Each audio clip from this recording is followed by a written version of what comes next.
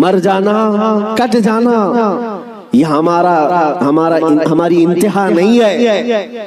اگر کوئی یہ سمجھتا ہے کہ ہمیں پھانسی دے کر کے یہ ختم کر دے گا تو اس کی خام خیالی ہے۔ یہاں پر انگریزوں کا دور تھا، 100 سال تک یہ اتنا ظلم کرتے رہے ہندوستان میں، آج بھی وہ تاریخ رقم ہے۔ لیکن سب سے زیادہ انہوں نے اگر کسی پر ظلم کیا تو مسلمانوں پر ظلم کیا انگریزوں نے، اور ان کو بھی آپ میں بتاؤں آج پھر وہ دور ہمیں نظر آ رہا ہے ظلم کا، کسی ایک خاص کمیونٹی کو ٹارگٹ کرنا۔ انگریز ڈرتے تھے کس سے جانتے ہیں؟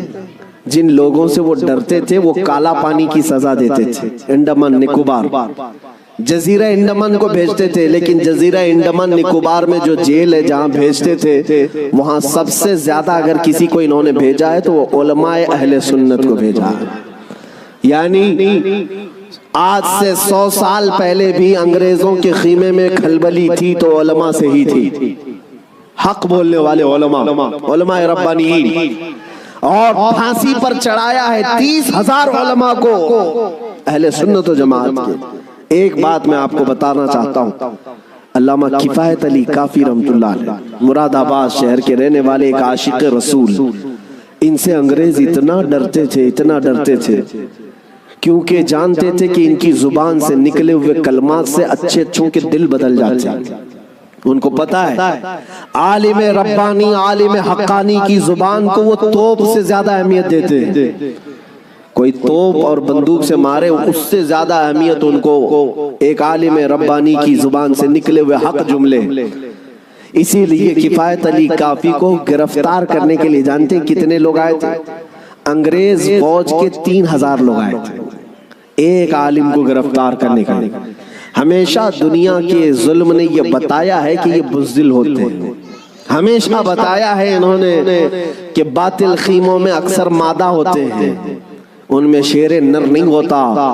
ایک اہل سنت و جماعت کے عالم ربانی کو گرفتار کرنے کے لیے 3,000 کی فوج آئی اور گرفتار کیا، اور انہیں گرفتار کر کے سزائیں کیا دی تھی جانتے ہیں؟ ان کے جسم پر گرم استری پھیری جاتی تھی، اور جب ان کی چمڑی جل جاتی تھی تو نمک چھڑکا جاتا تھا۔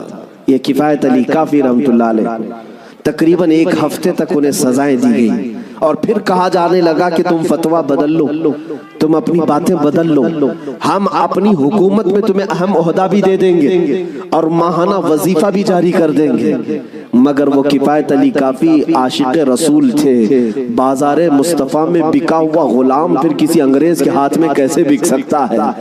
میرے عزیزوں، وہ کفایت علی کافی اعلیٰ حضرت سے پہلے کے ہیں، اعلیٰ حضرت سے پہلے کہ 1857 کی بات کر رہا ہوں، غدر جس کو کہتے ہیں انگریز، اس وقت کفایت علی کافی سے کہا ان لوگوں نے، آپ نے کہا میں اپنے جملوں کو اور اپنی زبان کو بدل لوں، وہ بھی میرا دین اتنا ہلکا اور سستا نہیں ہے، میرے جسم کو ابھی تم نے صرف استری سے پھیرا ہے، اگر ٹکڑے بھی کر دو تو میں اپنے اسی عزم پر باقی رہوں گا، اس لیے کہ کربلا کی داستان ہم نے بھی پڑھی ہے۔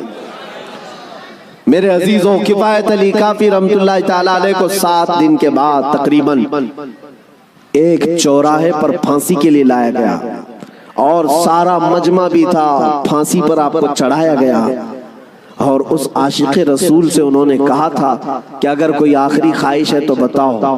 ایک سچا عاشق رسول یہ نہیں کہتا کہ بیوی کو دیکھ لوں، بچوں سے بات کر لوں، جائیداد پراپرٹی کی وصیت کر لوں، بلکہ وہ کہتا ہے عاشق رسول پھانسی کا پھندا لگنے سے پہلے خواہش یہ ہے کہ ایک بار نعت رسول پڑھ لوں۔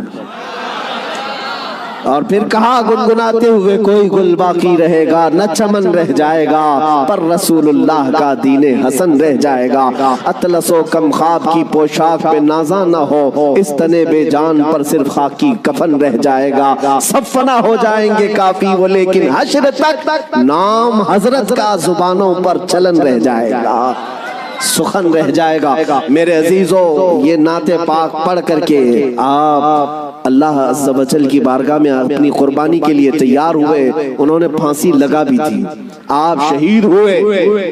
کفایت علی کافی رحمت اللہ تعالیٰ علیہ کو ابھی انڈیپینڈنس ڈے آنے والا ہے، آزادی کا دن منایا جائے گا، لیکن مسلمانوں کو یہ چاہیے کہ اپنے علماء کی قربانیوں کو تازہ کریں، اپنے بچوں کو بتائیں کہ اس ملک پر اور اس سرزمین پر ہمارا بھی خون ہے۔ ایک نہیں 30,000 علماء ایسے ہیں جن کو دلی سے لے کر کشمیر تک ہر درخت پر پھانسی دی گئی تھی۔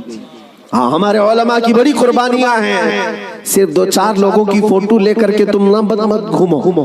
ہاں، اب سنو، کفایت علی کافی کیا یہ واقعہ کیوں بیان کر رہا ہوں؟ ہمیشہ ظالم یہ چاہتا ہے کہ مٹا کر کے ختم کر دے۔